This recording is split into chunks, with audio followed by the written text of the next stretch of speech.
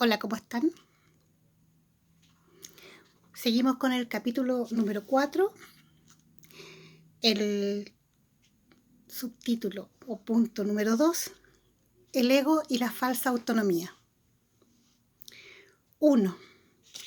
¿Es razonable preguntarse cómo pudo la mente haber inventado el ego? De hecho, esta es la mejor pregunta que puedes hacerte. Sin embargo, no tiene objeto dar una respuesta en función del pasado, porque el pasado no importa. Y la historia no existiría si los mismos errores no siguieran repitiéndose en el presente. El pensamiento abstracto es pertinente al conocimiento porque el conocimiento es algo completamente impersonal y para entenderlo no se necesita ningún ejemplo.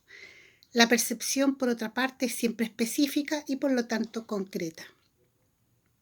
Este párrafo es súper críptico. Nos está hablando en un idioma o nos está dando una información que es difícil que podamos entender todavía. A veces yo he tenido como atisbos y me doy cuenta y entiendo, pero es como que me viene y después pum, se me va. Digo yo, ¿qué? No sé, es complejo. Todos nos preguntamos, ¿cómo pudo haber pasado esto? ¿Cómo se pudo haber formado el ego? Y aquí el curso lo dice, es una excelente pregunta. Sin embargo, es una pregunta que no nos va a responder, porque esa es una pregunta cuya respuesta tenemos que descubrir de alguna manera. Pero para cuando llegue el momento en que podamos descubrirlo, ya no va a tener ninguna importancia. Nos dice también acá que no es importante dar una respuesta en función del pasado porque el pasado no importa y la historia no existiría si los mismos errores no siguieran repitiéndose en el presente. El curso nos dice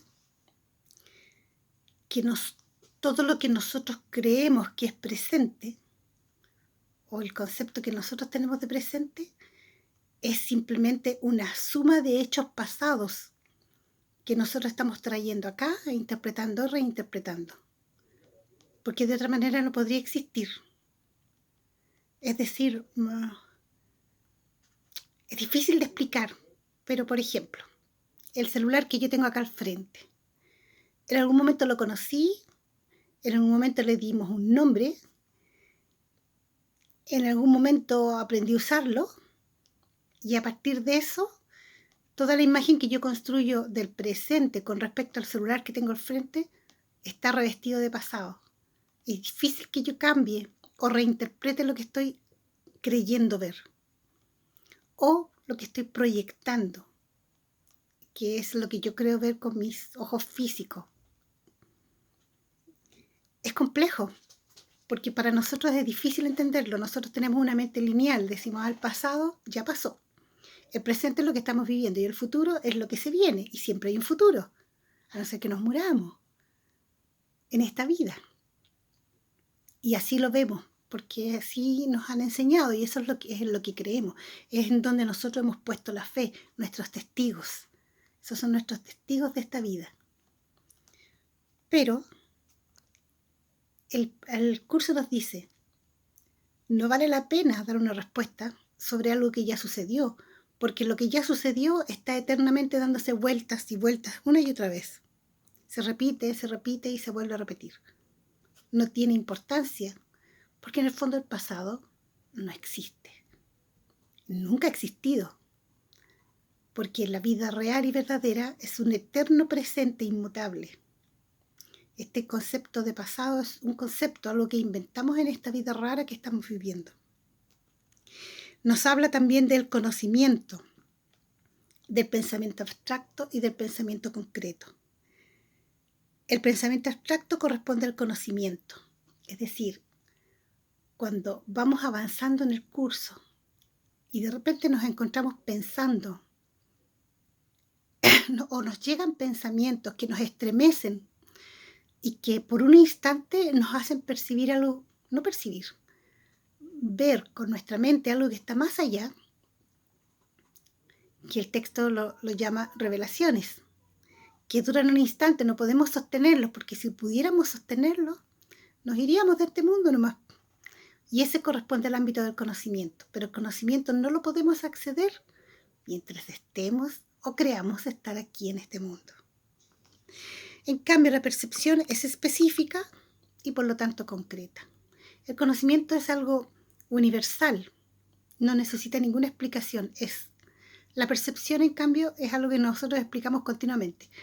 Toco este texto y está frío o suave.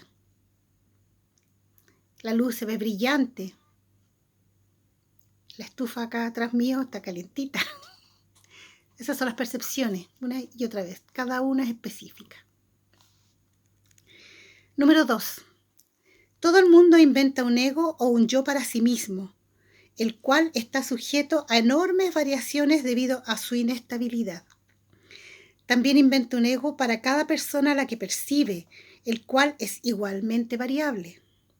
Su interacción es un proceso que los altera a ambos, porque no fueron creados por el inalterable, aquí con mayúscula, o mediante él. Es importante darse cuenta que esta alteración ocurre con igual facilidad tanto si la interacción tiene lugar en la mente como si entraña proximidad física. Pensar acerca de otro ego es tan eficaz en el proceso de cambiar la percepción relativa como lo es la interacción física. No puede haber mejor ejemplo que este de que el ego es solamente una idea y no un hecho. Inventamos nosotros un ego para cada uno de nosotros, pero a la vez inventamos el ego de cada una de las otras personas que nosotros percibimos. Pero uno dice, pero ¿cómo si cada uno tiene su propio ego? Sí es cierto, pero no es lo que nosotros percibimos. Yo tengo mi ego y lo percibo, pero la persona que está al frente mío ve otro ego en mí y yo veo otro ego en otra persona. Estamos inventando constantemente, proyectando como locos, como orates, como dementes. Cada vez que nosotros tenemos un contacto con otra persona o con otro ego, lo modificamos y modificamos el nuestro también, en esa interacción, porque el ego es muy alterable en comparación con el inalterable, o Dios, o Cristo, que no se alteran para nada, son inmutables. Todo lo que tiene que ver con el ego constantemente está cambiando.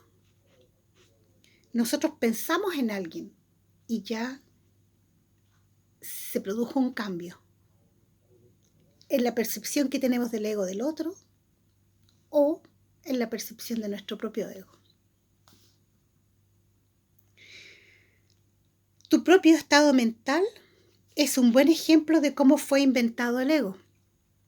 Cuando repudiaste el conocimiento, fue como si nunca lo hubieses tenido. Esto es tan evidente que basta con que lo reconozcas para constatar que eso es lo que en realidad ocurre. Y si eso ocurre en el presente, ¿por qué habría de sorprenderte que hubiese ocurrido en el pasado?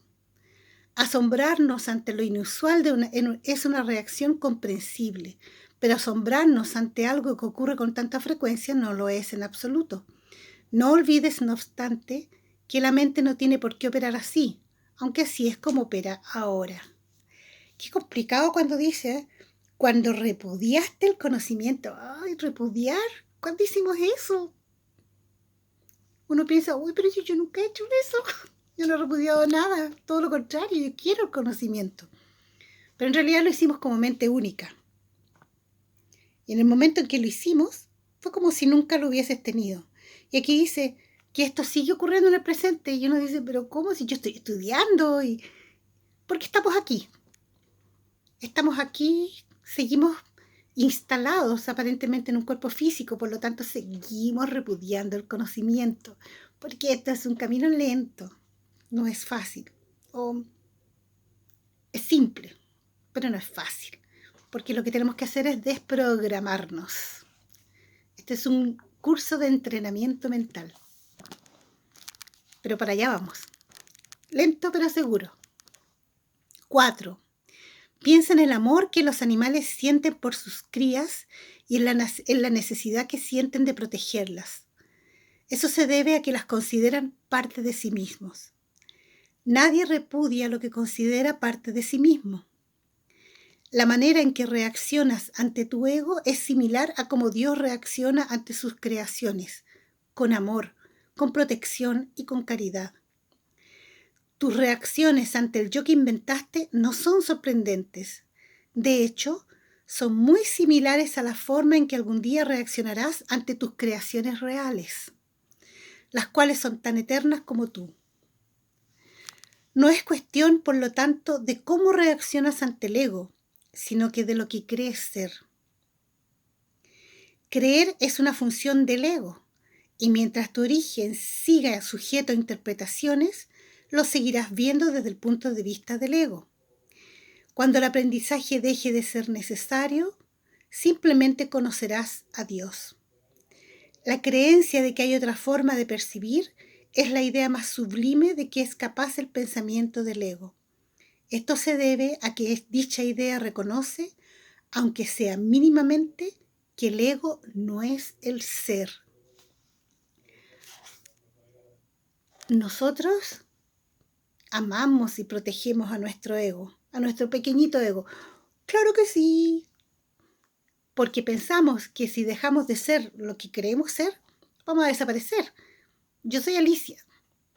Alicia tiene ciertas características físicas, tiene cierta edad. Alicia tiene ciertos aprendizajes. Alicia tiene ciertos logros que le han costado mucho, mucho, mucho, mucho, y de los que se siente orgullosa. Alicia ha cometido errores, pero se perdona porque, en fin, todos cometemos errores. Hay toda una construcción de Alicia. Y claro que yo estoy aferrada a mi Alicia. La amo, la protejo, la cuido, como si fuera mi hija. Porque es mi creación. Yo la he creado. Solo que es una ilusión. En realidad no existe. Es un sueño. Nuestras verdaderas creaciones, en cambio, son las que deben recibir este amor profundo, el mismo amor que siente Dios por nosotros. Creer corresponde a una función del ego. Aprender también es del ego. La creencia no existe en el cielo, en el mundo real. No hay nada que creer, porque todo es. Y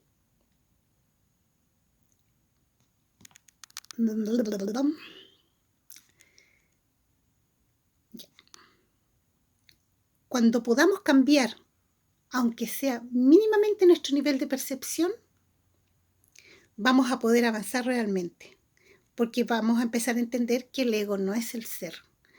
Y a eso vamos despacitos, lentamente. 5. Socavar el sistema del pensamiento del ego no puede sino percibirse como un proceso doloroso, aunque no hay nada que esté más lejos de la verdad. Los bebés gritan de rabia cuando se les quita un cuchillo o unas tijeras, a pesar de que, si no se hiciera, podrían lastimarse. En este sentido, todavía eres un bebé. No tienes una idea clara de lo que es el verdadero instinto de conservación y probablemente decidirás que necesitas precisamente lo que más daño te haría. Sin embargo, tanto si lo reconoces ahora como si no, has acordado cooperar en el empeño por llegar a ser inofensivo y servicial, atributos estos que son inseparables.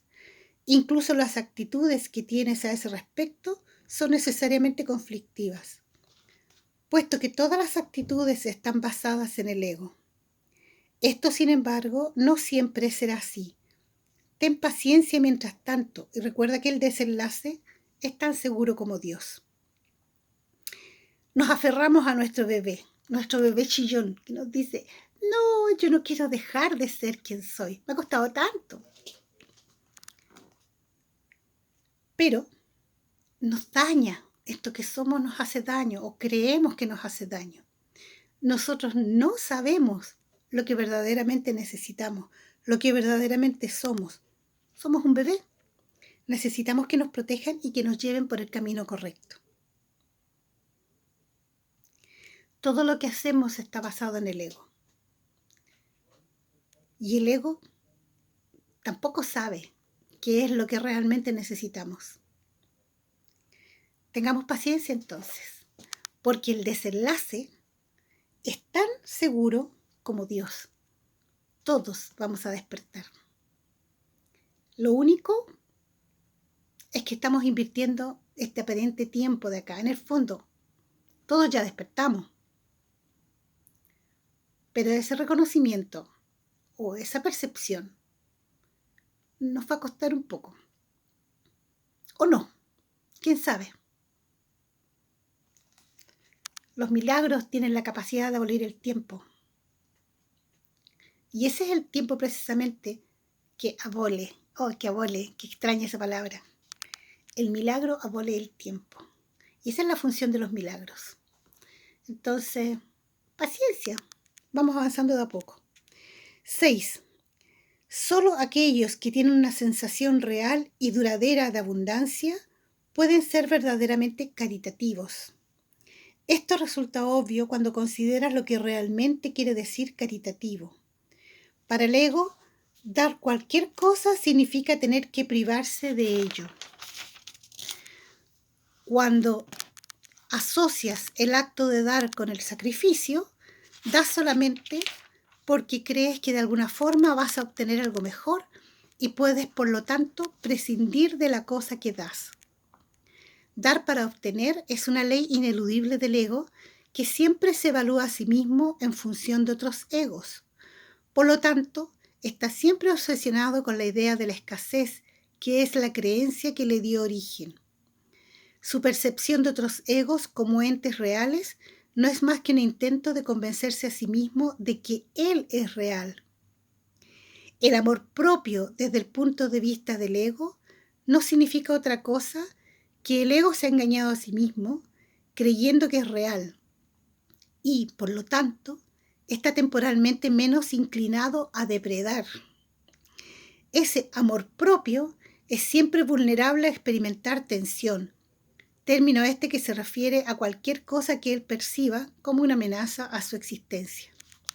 Este curso nos deja títere con cabeza. Lo que nosotros consideramos que es ser caritativo es la concepción del ego de caridad. Es decir, yo tengo algo y te lo entrego. Si te lo entrego, yo ya no lo tengo. Esa es la caridad del ego. El amor propio acá significa que nos engañamos a nosotros mismos creyendo que somos reales. Para eso hacemos que otros egos también sean reales. Cuando tenemos suficiente amor propio, somos menos depredadores. ¡Ay! ¡Qué terrible es ser un ego! 7. El ego vive literalmente a base de comparaciones. La igualdad es algo que está más allá de lo que puede entender y, por lo tanto, le es imposible ser caritativo, la verdadera caridad. Lo que el ego da nunca emana de una sensación de abundancia, porque él fue engendrado precisamente como sustituto de esta. Por eso es por lo que el concepto de obtener surgió en su sistema de pensamiento.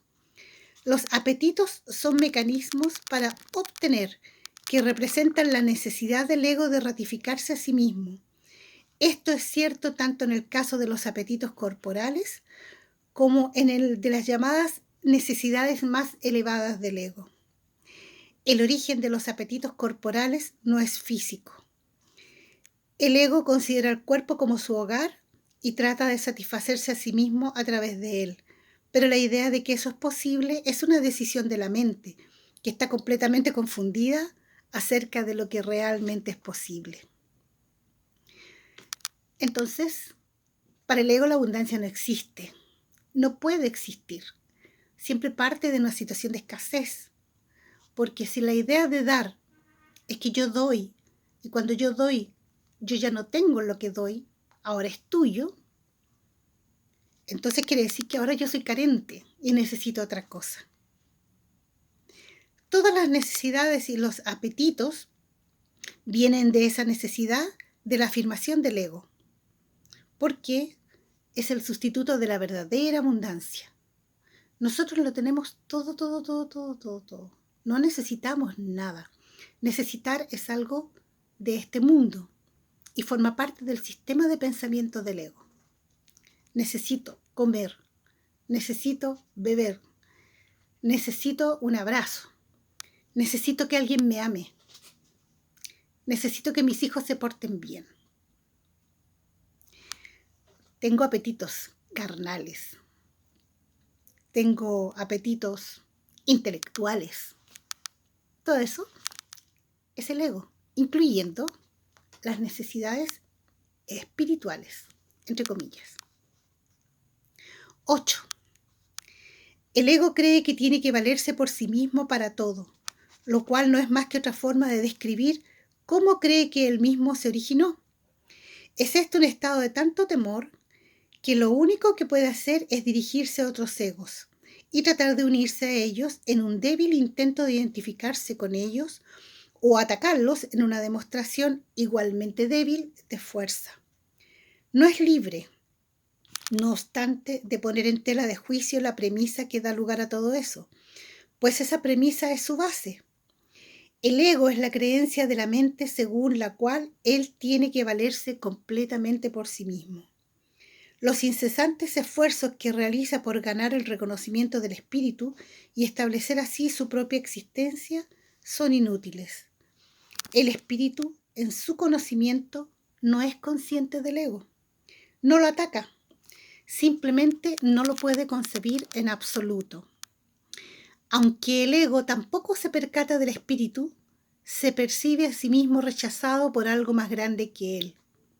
Por eso es por lo que el amor propio, tal como el ego lo concibe, no puede por menos que ser ilusorio.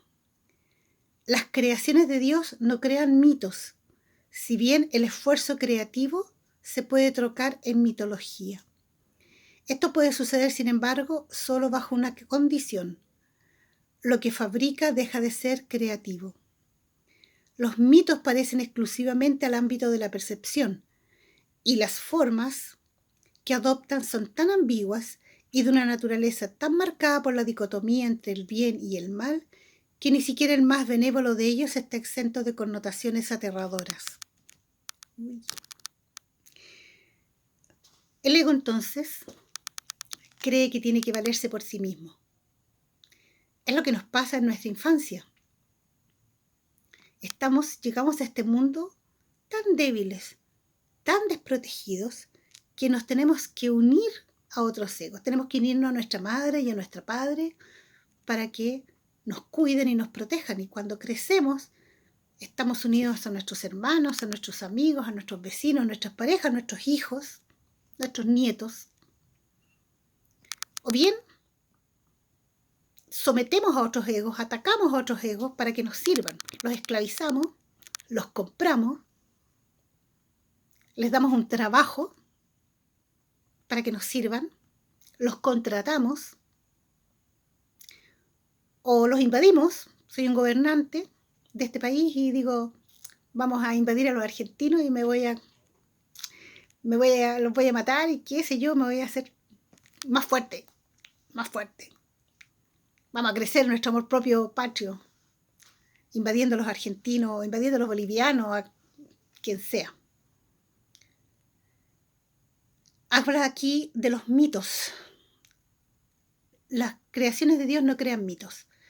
Todos los mitos que nosotros vemos acá han sido fabricados por el ego. Y son aterradores, porque el ego siente que hay algo más grande. Tiene que explicarlo de alguna manera. De ahí viene el mito del árbol de la vida, de la expulsión del paraíso, que es dentro de lo que es la religión católica. Y hay muchos otros mitos que tienen que ver con diferentes sistemas religiosos de diferentes razas y credos y bla, bla, bla. Y es verdad, todos tienen una parte linda y otra parte que es aterradora. La dualidad de este mundo. 9. Los mitos y la magia están íntimamente relacionados, ya que los mitos generalmente tienen que ver con el origen del ego y la magia, con los poderes que el ego se atribuye a sí mismo. Los sistemas mitológicos incluyen por lo general alguna descripción de la creación y la conectan con su forma particular de magia. La llamada lucha por la supervivencia no es más que la lucha del ego por prolongar su propia existencia, así como la interpretación que ha hecho con respecto a su comienzo. Este comienzo casi siempre se asocia con el nacimiento físico, ya que resulta difícil sostener que el ego existía antes de ese momento. Los más religiosos de los mitos basados en el ego puede que postulen que el alma existía antes y que seguirá existiendo después de un lapso temporal de vida en el ego.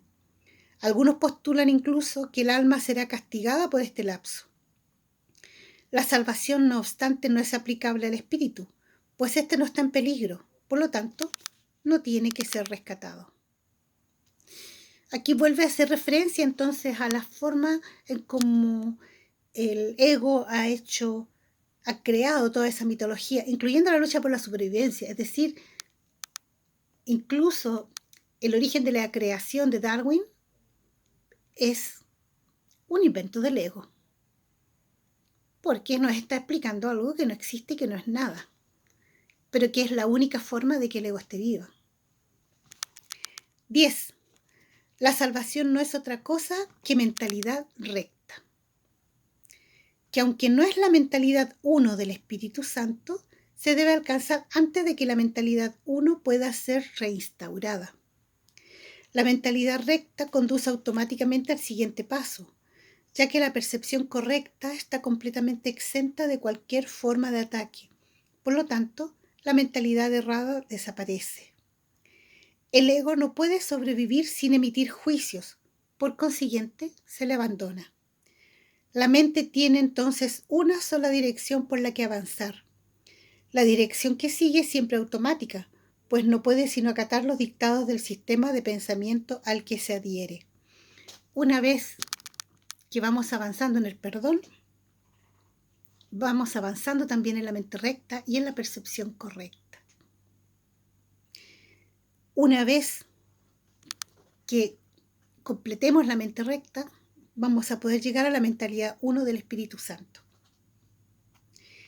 Como dice acá, la dirección de la mente es automática y depende del sistema de pensamiento que se adhiere. Si estamos adheridos al sistema de pensamiento del ego, estamos emitiendo juicios. Cuando dejamos de hacer juicios, el ego desaparece y adherimos al sistema de pensamiento del Espíritu Santo de manera automática. 11.